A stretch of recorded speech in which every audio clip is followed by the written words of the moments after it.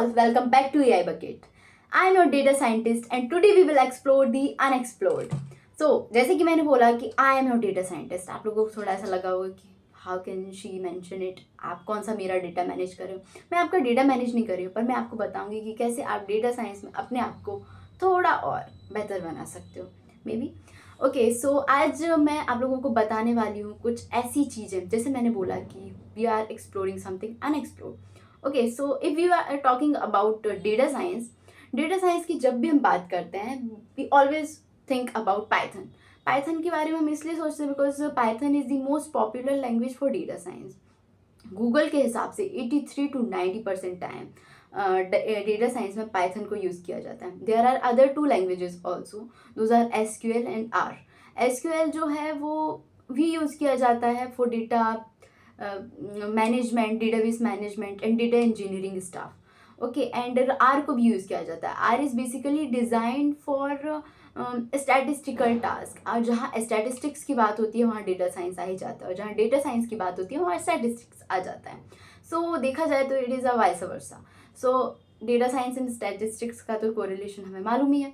सो अभी हम जो देखने वाले हैं we are only going to focus on Python. अब जब हम पाइथन की बात करते हैं तो we are always talking about Python libraries.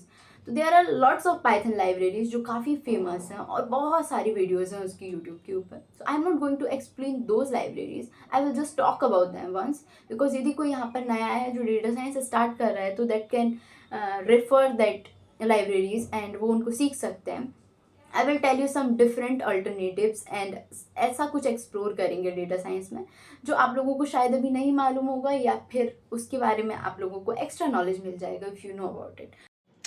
So let's start with the ABCD of data science. थोड़ा फनी लग रहा होगा. Let me tell you the ABCD. ABCD आप लोगों को सुन के बड़ा मज़ा आएगा. ABCD ये है कि numpy, pandas, matplotlib, seaborn, scipy, scikit-learn, sklearn, TensorFlow and Keras. Yeah. So okay, start करते हैं. क्या होता है सबसे पहले you can see on my screen. So मैंने यहाँ पर डाला हुआ है notes Python libraries for data science. Okay, so थोड़ा सा हम जूम इन कर लेते हैं. ओके, थोड़ा और. Okay, better. Okay, so let's start with the numpy. I hope मेरी स्क्रीन विजिबल है और क्लियरली सब दिख रहा है. ठीक है, numpy क्या है? numpy is for dealing with numerical data. अब numpy जो है ना ये बहुत ज़्यादा फेमस लाइब्रेरी है इन डेटा साइंस. हम न्यूमेरिकल डेटा के साथ में डील करते टाइम numpy का यूज़ करते हैं. numpy हमें बहुत सी चीज़ों को हेल्प करता है डेटा के साथ मैनिपुलेट करने के लिए, डेटा को एक्सप्लोर करने के लिए. यदि डेटा में हम कुछ जैसे हम बोल सकते हैं कि numpy का एक बहुत ज़्यादा फेमस फीचर जो है वो उसकी एरे. और एरे हमारा मल्टी डायमेंशनल हो सकता है, सिंगल डायमेंशन का भी हो सकता है, और उसकी हेल्प से हम डेटा को बहुत अच्छे से एक्सप्लोर कर सकते हैं. तो numpy is a very popular library. हम सेकंड लाइब्रेरी इसके ऊपर मूव करते हैं जो कि अभी most popular and most use library है, वो है हमारी पांडास. पांडास जो है सुन के थोड़ा सा फनी लगता है नेम. सो बेसिकली पांडास जो है ना, पांडास की हेल्प से हम डेटा को एक्सप्लोर कर सकते हैं और डेटा में मतलब बेटर वे में अंडरस्टैंड कर सकते हैं कि डेटा एक्चुअल में क्या है. तो जैसे डेटा को एक्सप्लोर करने के लिए पांडास के डेटा फ्रेम्स होते हैं. पांडास का data frame is a very popular feature, मतलब बहुत यूजफुल फीचर है. तो जैसे डेटा फ्रेम का हम यूज़ कर सकते हैं for extracting the data. Like हमारा जो यदि हमारा डेटा किसी भी फॉर्मेट में हो सकता है, लाइक CSV में हो सकता है, या फिर टेक्स्ट में हो सकता है, या फिर जेसन में हो सकता है, किसी भी फॉर्मेट में हो सकता है. तो हम यहाँ पर डेटा फ्रेम के अंदर उस डेटा को लोड कर सकते हैं. उसके ऊपर हम डेटा में जो भी हमें उसको ट्रांसफॉर्म करना है, जिस भी वे में हमें डेटा को ट्रांसफॉर्म करना है वो हम कर सकते हैं. और उसके ऊपर हम डेटा की पाइपलाइन बना सकते हैं. लाइक पांडास की हेल्प से हम बहुत बहुत बहुत कुछ कर सकते हैं.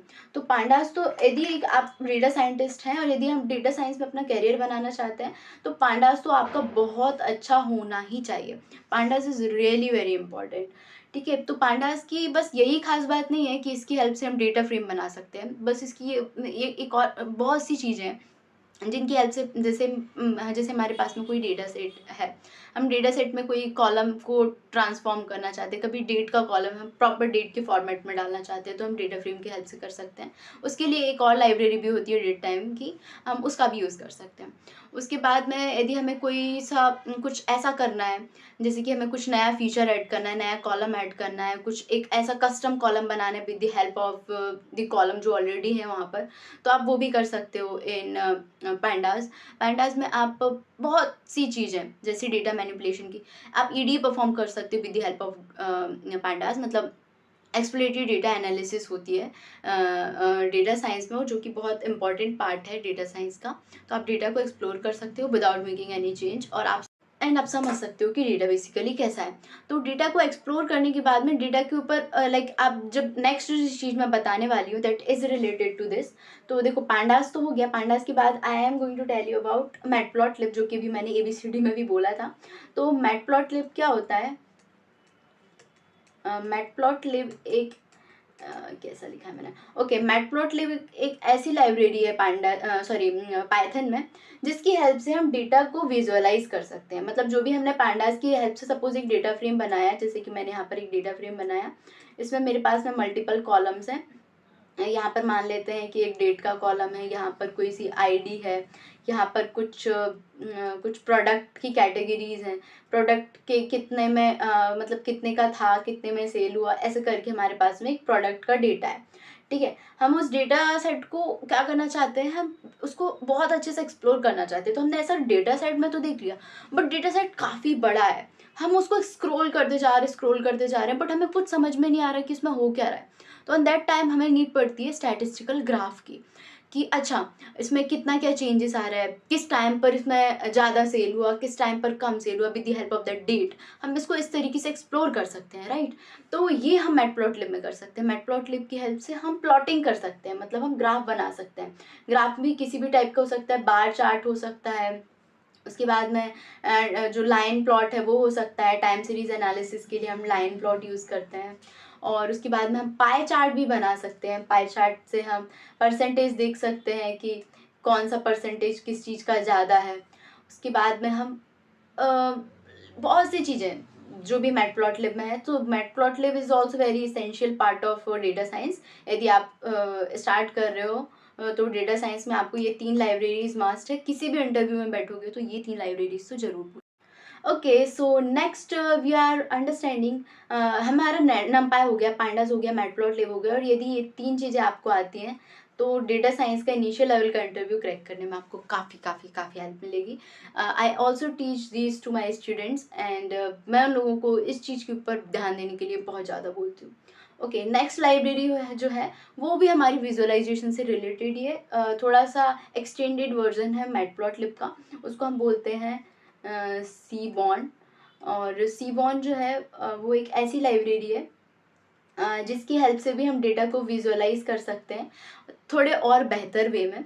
तो थोड़ा और अच्छा हो जाता है, थोड़ा और ब्यूटीफाई कर सकते हैं हम चीज़ों को। तो सीबॉन भी एक अच्छी लाइब्रेरी है, सीबॉन के ऊपर बहुत ज़्यादा फोकस नहीं करेंगे फिलहाल। ओके, नेक्स्ट लाइब्रेरी की बात मैं यदि करूँ तो वो है SciPy. SciPy is for dealing with scientific calculation और mathematics related data.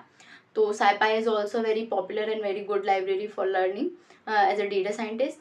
After that यदि हम उसके दूसरी लाइब्रेरीज के ऊपर यदि हम मूव करें तो वो है हमारी sklearn। sklearn सीखना बहुत ज़रूरी है। जैसे हमने लाइक डेटा को एक्सप्लोर कर लिया, डेटा को समझ लिया, लेकिन हमें मशीन लर्निंग मॉडल ट्रेन करने हैं। तो मशीन लर्निंग मॉडल ट्रेन करने के लिए sklearn आना बहुत ज़रूरी है। बिकॉज ऑफ दिस हम classification based model, regression based model, machine learning यदि आप समझते हैं तो यू विल नो कि कैसे क्या चीज़ें इसमें होती है। तो sklearn आना ज़रूरी है, sklearn के पहले मशीन लर्निंग आना ज़रूरी है। तो focus on machine learning first, after that learn the sklearn part. तो sklearn के बाद में मैंने एक और बोली थी scikit-learn एंड sklearn दोनों सेम चीज़ें हैं, बस उसी का शॉर्ट फॉर्म है वो। सो नेक्स्ट लाइब्रेरी जो है वो है हमारी टेंसर फ्लो। टेंसर फ्लो और अल्टरनेटिव भी नहीं बोलेंगे, हाँ अल्टरनेटिव भी बोल, तो वो है पाइटॉर्च। ये दोनों लाइब्रेरी भी काफ़ी इम्पोर्टेंट है for a data science point of view. So you need to learn all of these things. I hope मैंने सारी चीज़ें क्लियर कर दी हूँ. If you want a separate video for each library please comment below. मैं हर एक के लिए एक सेपरेट वीडियो बना कर दूंगी. बट यदि आप लोगों ने कमेंट नहीं किया तो फिर मैं नहीं बनाऊंगी. I will explore the unexplored only. ठीक है, तो let's move on to the part of unexplored part. देखो, I am again saying maybe आपने एक्सप्लोर कर रखा हो, लेकिन मैं तो गूगल देवगुप्ता की सुनती हूँ. उन्होंने बोला है कि इन लाइब्रेरीज़ का तो यूज़ ही नहीं हो रहा है, तो मैं तो आपको बताऊंगी अब, क्योंकि ये बहुत अच्छी है. Okay, so let's start. So moving on to the unexplored part. तो अनएक्सप्लोर्ड पार्ट जो है इस वीडियो का, वो है हमारी नेक्स्ट लाइब्रेरी, जिसको हम बोलते हैं, 1 सेकेंड, ये पेन का थोड़ा सा अपन बढ़ा देते हैं विड्थ, काफ़ी बेटर. ठीक है, तो ये है हमारी डास्क. स्टिल्स थोड़ा और बढ़ाते हैं.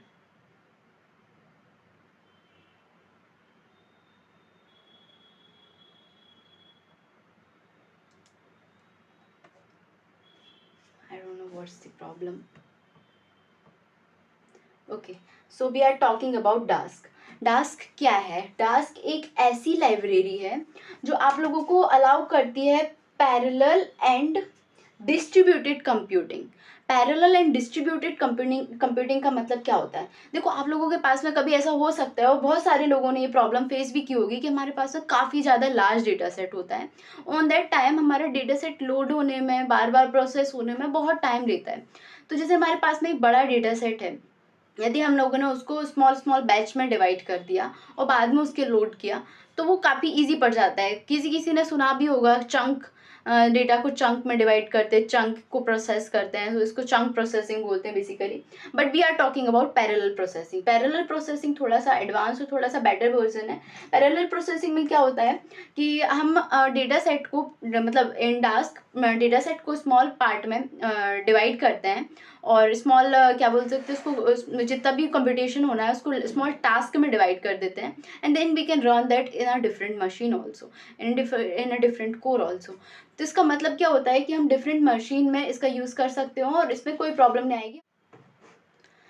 Okay, so we are talking about Dask. Dask में क्या है कि सपोज आप लोगों का जो डेटा है that is bigger than your RAM. सब जैसे डेटा सेट आपका बिगर देन रैम है, on that time also you can use डास्क.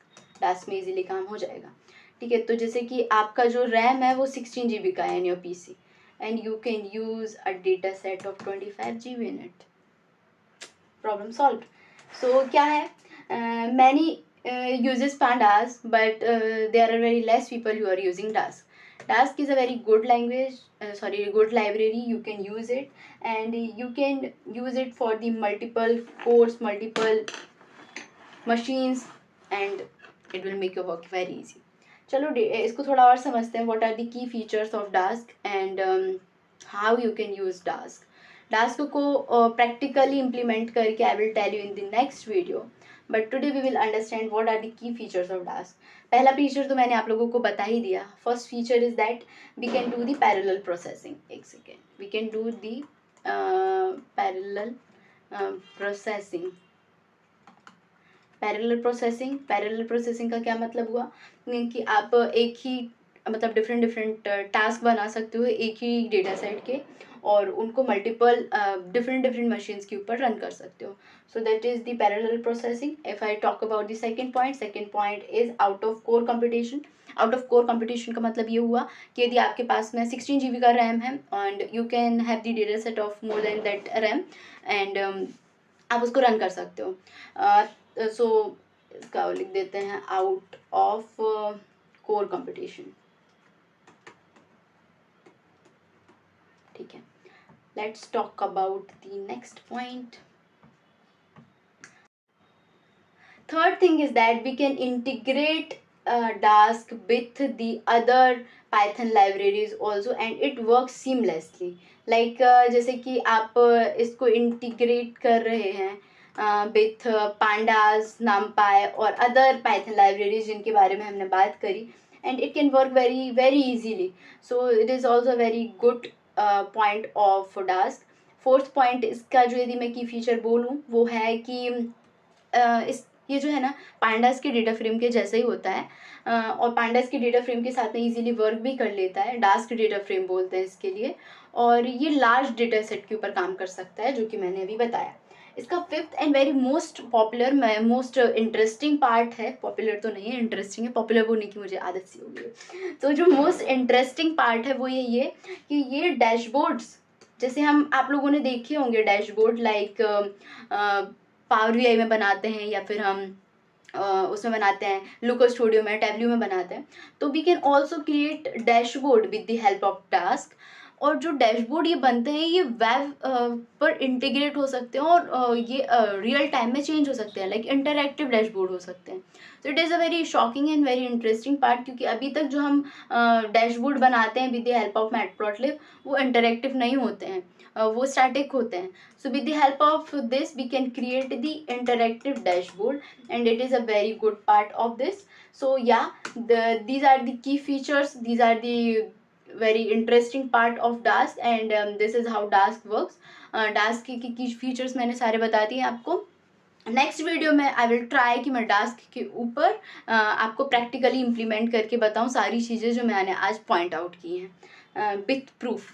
Okay, so let's move on to the next library. Next 2 libraries हमारी। ओके, सो नेक्स्ट लाइब्रेरी जो है वो है हमारी शायद लोगों को मालूम होगा इसके बारे में, इट इज़ नो, ये बहुत बहुत इंटरेस्टिंग है। इसको हम बोलते हैं पाई कैरेट, नॉट वर्क लाइक, बहुत प्रॉपरली काम नहीं करती है, पहले से ही बता दूं।